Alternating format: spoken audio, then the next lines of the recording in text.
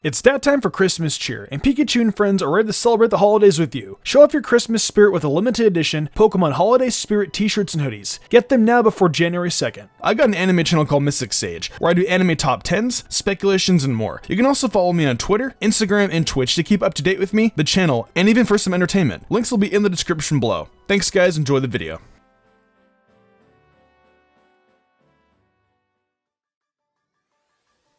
Welcome back to Galar Best Team Edition number 2. Best Team for Pokemon Shield. Yesterday we did Pokemon Sword, and I hope you guys enjoyed it. Today we're back with Shield. Now this Best Team compared to the Sword team is going to be rather interesting because of the version exclusives being Alistair changes things up a little bit. Anyways, before I hop into what a Best Team is, I want to introduce our guest for the Pokemon Shield Best Team, and no, it's not MysticSage, that dude's in Weebland right now. Hey guys, I'm the 4th Gen Gamer, and I'm excited to be joining Mystic on this video, so thanks for having me. We also did a video on my channel where we looked at the top 10 weakest Pokemon introduced in Pokemon Sword and Shield, so be sure to check that out after this video. With that being said, let's go over what makes a best team. A best team is a 6 of Pokemon that is designed for the absolute best performance for its said Pokemon game. The team revolves around a best starter choice and is then made into a team revolving around that said best starter. Each team is designed to do well against certain gym leaders, the Elite 4 members, champion, rival, and the evil team leaders. In the end, we have a team that does well against all the most important battles in-game. I will also be providing a moveset for each of the other team members as well. There will also be coverage. So that's essentially what a best team is. With Sword and Shield though, there are some different factors that will be affecting this team. So allow me to explain those.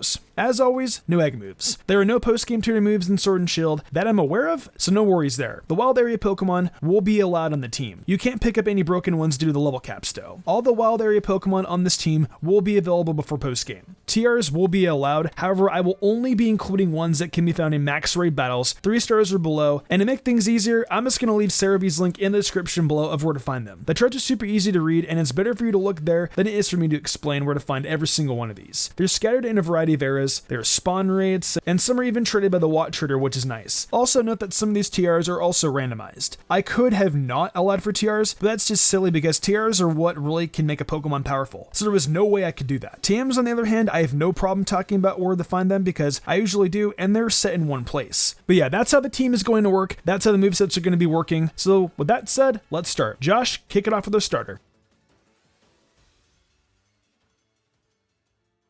Just like in Mystic's Pokemon Sword Best Team, the starter we are going to be using is Cinderace. All the details as to why Cinderace is good will be on Arizo's Best Starter video. Video for that will be in the iCard and description. Hopping into Cinderace's moveset, we have Fire Fang and then eventually Fire Punch as Cinderace's primary stab, Pyro Ball for ultimate power, U-turn for pivot, and Low Sweep because of coverage. Fire Fang is going to be the best fire move we have until Fire Punch, which we don't get until later in the game. Flame Charge can be used until Fire Fang, which is learned at level 19. The Fire Fang TM can be found in the Hammerlock Pokemon Center, and then Fire Punch can be found at the north side of Winden in their Pokemon Center. The TM for U-turn can be found in the Glimwood Tangle, and then Pyro Ball you actually learn as you evolve into Cinderace. However, if you forgot to teach it, you can always get it at the move Relearner in the Pokemon Center. Finally, Low Sweep is a TM that you can find in the Bridge Field portion of the wild area after you can cross the water on your bike. With the move pool we have selected for Cinderace, it's going to quickly make work of Milo's team,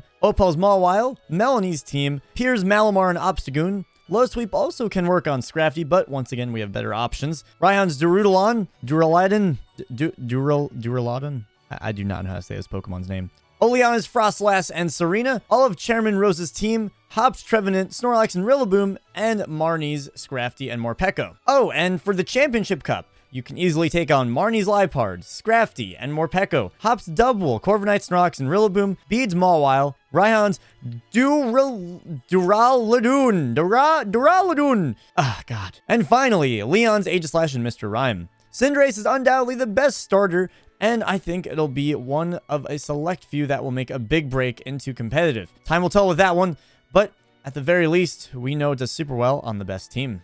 Coming up next on the team is one of my favorite Pokemon being Roserade again. It's back from the Sword team. I can't remember if Roserade has been on a best team before Sword, but if it was, my bad. Roserade is such an excellent Pokemon though. It's got a great special attack stat being 125 and a pretty swell speed stat at base 90. The defenses are also pretty solid too. The best part about Roserade as well is that Bidoof can be found nice and early on Route 4. You also get access to it right before you face off against Nessa, so it helps out a lot as well. Not to mention its secondary typing of Poison is actually really useful in this generation due to all the fairy Pokemon. So that's why I thought Roserade would be such such a great option. Grass Pokemon are a heck of a lot more viable in this gen, and the poison typing comes in handy for those pesky fairy types. So for its moveset, we have Giga Drain, Venoshock / Sludge Bomb, Dazzling Gleam, and finally Shadow Ball. Giga Drain can be learned via Mover Learner when evolved, and that in my opinion is going to be the best stab option Roserade has. If you have any PP ups, I'd recommend using it on that Giga Drain. 10 PP isn't quite enough in my eyes. Sludge Bomb is going to be the next stab that Roserade will have. Those Fairy Mons won't know what hit him. It's a TR2, so info for that will be in the description below on the Serebii link like I mentioned earlier. Dazzling Gleam is another TR, and that's just another coverage move so Roserade can help against fighting types, dark types, etc. With the moves we've chosen for Roserade, it will do well against Ness's team, Alistair's team, Opal's team except Mawile, Pierce's team except Skuntank, Ryan's Gigalith and Sandaconda, Oleana's Milotic and Serena, Marnie's entire team aside from Toxicroak, and Hopp's Trevenant and Rillaboom. Now for the Champion Cup, Roserade does well against Ness's Barraskewda, Seaking, and Dreadnought, Alistair's team of Shadow Ball, Ryan's Goodra and Flygon, Bede's team except Mawile, although they're also Psychic types, so be careful with that. And finally, Leon's Aegislash, Dragapult, Haxorus, and Inteleon. As you can see, Roserade takes care of a lot of Pokemon in the Galar region, and is definitely the best grass choice for a team that doesn't have Rillaboom on it.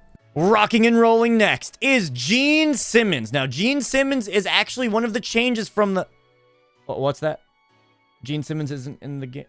Okay, okay, we have Obstagoon. Okay, yeah, that works. Okay.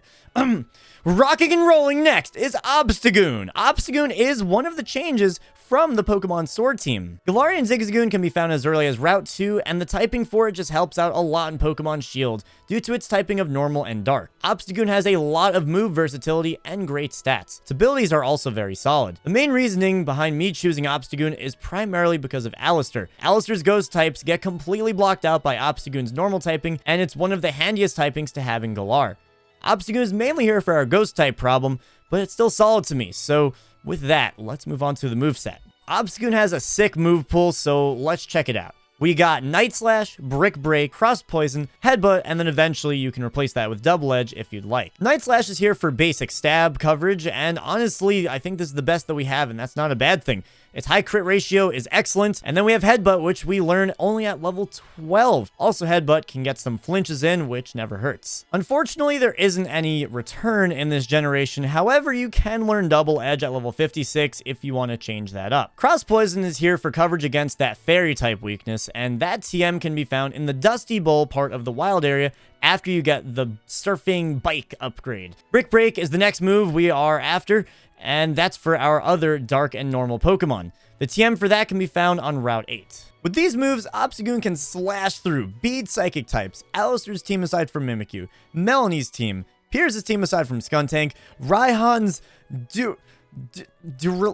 I give up. Okay, it would be just way cooler if it was Darudalon. That is what it should be, but it's not, and I don't know. Okay, all right, let's just move on. Marnie's team aside from Toxicroak, Bede's Fairy team with Cross Poison if you're feeling ballsy, just not Mawile, of course. Oleana's Frostlass and Serena, Rose's team aside from Escavalier, and Hopp's Trevenant, Dubwool, Snorlax, and Rillaboom. And finally, going to the Champion Cup, you can take on Alistair's entire team, once again, Raihan's, that monster that I do love, and finally, Leon's Aegislash and Dragapult.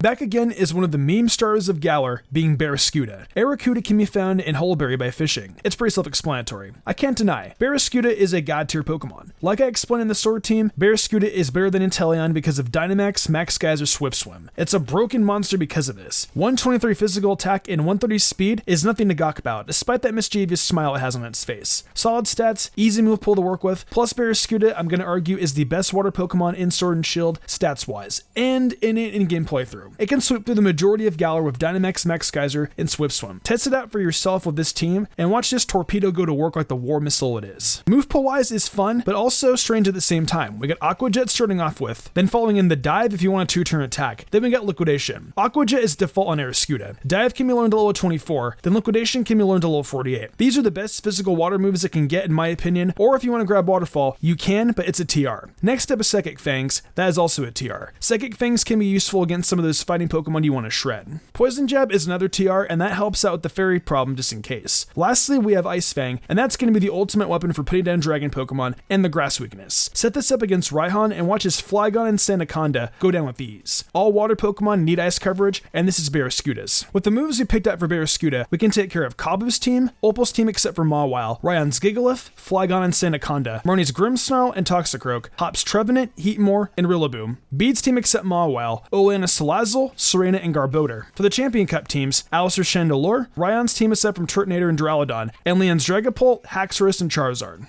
And now we have a newcomer to the Best Team series, which is honestly rather surprising, considering that it's an absolute powerhouse.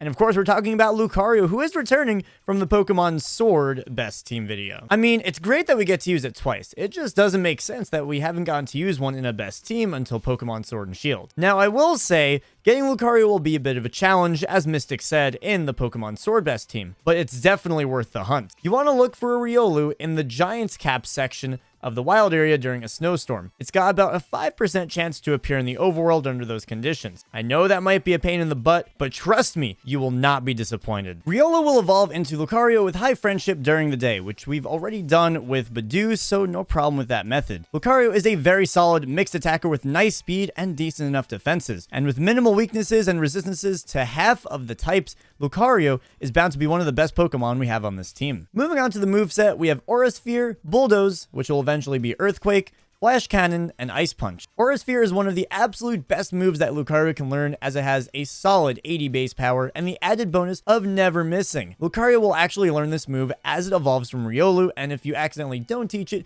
you can get it from a Pokemon Center at the Move Relearner. Next, we have Earthquake, which can actually be purchased from one of the Watt traders for 8,000 Watt. Now, they do cycle through their inventory daily, so if they happen to not have it, or you just simply don't want to grind the watts, then Bulldoze is your next best option. That TM can be found in the Giant Seat section of the wild area, to the left of this huge rock formation in a bush. Next is Flash Cannon, which is yet another TR move. That can be found in Den 11. And finally, we have Ice Punch, which can be found next to Fire Punch in the North Pokemon Center in Winden. It'll really serve you as a nice coverage move against the Dragon, Flying, Grass, and Ground type Pokemon of the region. With these moves, Lucario can put in work against Opal's entire team, Melanie's entire team, Pierce's Scrafty, Skuntank, and Obstagoon, Raihan's Gigalith, and this, Hop's Heatmore, Snorlax, and Boltund, Marnie's team, Oleana's Frostlass, Serena, Salazzle, and Garbodor, Chairman Rose's Ferrothorn, Persiker, Klinklang, and Coparaja, as well as Eternatus. And now for the Championship Cup, it does well against Marnie's entire team, Hop's Dubwool, Pincurchin, Snorlax, and Rillaboom, Bede's entire team, Nessa's Dreadnought, Raihan's entire team, and finally Leon's Aegislash, Dragapult, Haxorus, and Mr. Rhyme. As you can see, Lucario is really worth having on the team. I know some of you might not like how we have to get it. It's a little bit of a challenge, but at the end of the day, it is 100% worth it. Finally, wrapping up what we have in this team is going to be one of my favorites of all time, Gardevoir. Gardevoir is one of my favorite Pokemon, as I'm sure all of you know, and of course my favorite shiny Pokemon of all time. Sentimental value aside, Gardevoir is going to be the replacement for Togekiss from the Sword team. Rolls is a little bit of a tough cookie to find, but just remember, patience is key. Rolls can be found in the Rolling Fields wild area with a 2% chance while walking in the overworld. You may however have to play a game of hide and seek, but that's why I love trying to capture Rolls so much. You can really see its character. The reason as to why I didn't have Gardevoir on the Sword team is mainly due to the offensive presence and Gardevoir's lack of defenses. Gardevoir kind of gets mopped up in Sword more than in Shield, so that's why I included it. I feel Gardevoir is more useful in Shield than Sword pretty much. If you guys have watched my previous best teams, then I don't really have to waste much time talking about Gardevoir. It has great stats, great move pool, everything. It's a solid Pokemon that I'm super excited to talk about in Galar. Its fairy typing is going to help us so much on this Galar journey, you'll find out the moment you start to use it. Gardevoir will be your Darkness Plunger, that's all I'm going to say. Gardevoir will have a similar moveset to what I've had before on past best teams, being Psychic, Moonblast, Shadow Ball, and Thunderbolt. Psychic and Moonblast are pretty self-explanatory, both being stab attacks. Psychic can be learned to level 42, and Moonblast can be move relearned. These are the best attacks Gardevoir gets stab-wise, hands down. Going into coverage, we have Thunderbolt and Shadow Ball. Thunderbolt is a TR, and that move is going to be great for the new flying Pokemon there are. This will come in handy for Nessa's champion team involving her Golisopod and Pelipper. Shadow Ball is a TR, and that just takes care of its ghost weakness. With these moves, Gardevoir does well against Alistair's team, but don't. Opal's Galarian Weezing, Melanie's Lapras, Pierce's team is set from Skuntank, Ryan's Dragons is set from Duraludon, Marnie's team, Bede's team is set from Mawile, Oleana's Frostlass, Garbodor, Salazzle, and Milotic. Watch out for the poison types in Frostlass though. Hop's Corviknight and Trevenant. Moving on to the champion team again, Nessa's team and that Pelipper and Golisopod I mentioned earlier. Alistair's team, but bad idea. Ryan's Dragons except Duraludon once again, and finally Leon's entire team. Just be extremely careful of the ghost types.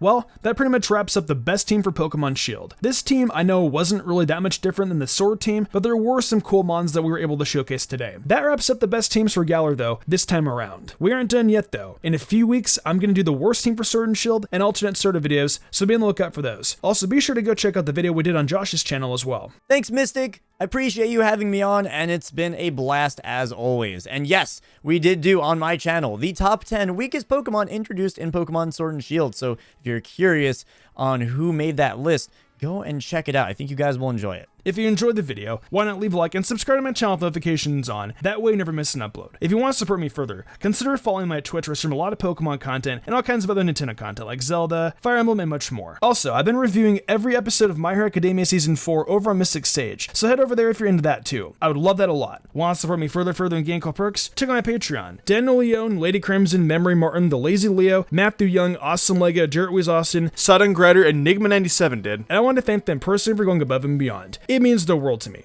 I think I'm gonna wrap this up though. I'm Mr. Gumbrian, and I will see you in the future for more awesome Pokemon content.